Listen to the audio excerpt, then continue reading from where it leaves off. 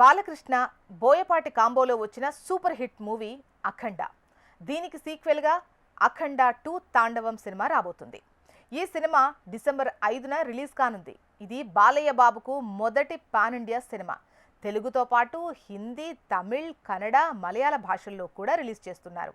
అయితే సినిమా రిలీజ్కు ముందు అఖండ 2కి పెద్ద షాక్ తగిలింది. తాజాగా మద్రాస్ హైకోర్టు అఖండ 2 సినిమా విడుదల ఆపాలని ఉత్తర్వులు జారీ చేసింది. దీంతో బాలయ్య ఫ్యాన్స్ షాక్ అవుతున్నారు. అయితే దీని వెనుక పెద్ద కారణమే ఉందని తెలుస్తోంది. ఈరోస్ ఇంటర్నేషనల్ నిర్మాణ సంస్థ అఖండ 2 విడుదల నిలిపివేయాలని మద్రాస్ హైకోర్టుకు వెళ్ళింది. అక్కడ అఖండ 2 నిర్మాణ సంస్థ 14 రీల్స్ ఎంటర్టైన్మెంట్ తమకు 28 కోట్ల నష్టాలు చెల్లించాల్సి ఉందని, ఇప్పుడు 14 రీల్స్ ప్లస్ ఎంటర్టైన్మెంట్ పేరుతో సినిమాలు చేస్తున్నారని, ఆ డబ్బులు చెల్లించేంత వరకు అఖండ 2 సినిమా రిలీజ్ ఆపాలని మద్రాస్ హైకోర్టుకు వెళ్లడంతో ఈరోస్ ఇంటర్నేషనల్ సంస్థకు అనుకూలంగా అఖండ 2 విడుదల ఆపాలని హైకోర్టు ఉత్తర్వులు ఇచ్చింది. ఈరోస్ సంస్థ చెప్పే 28 కోట్ల నష్టాలు మహేష్ బాబు 1 నేనొక్కడినే, ఆగడు సినిమాలకు సంబంధించినవి అని తెలుస్తోంది.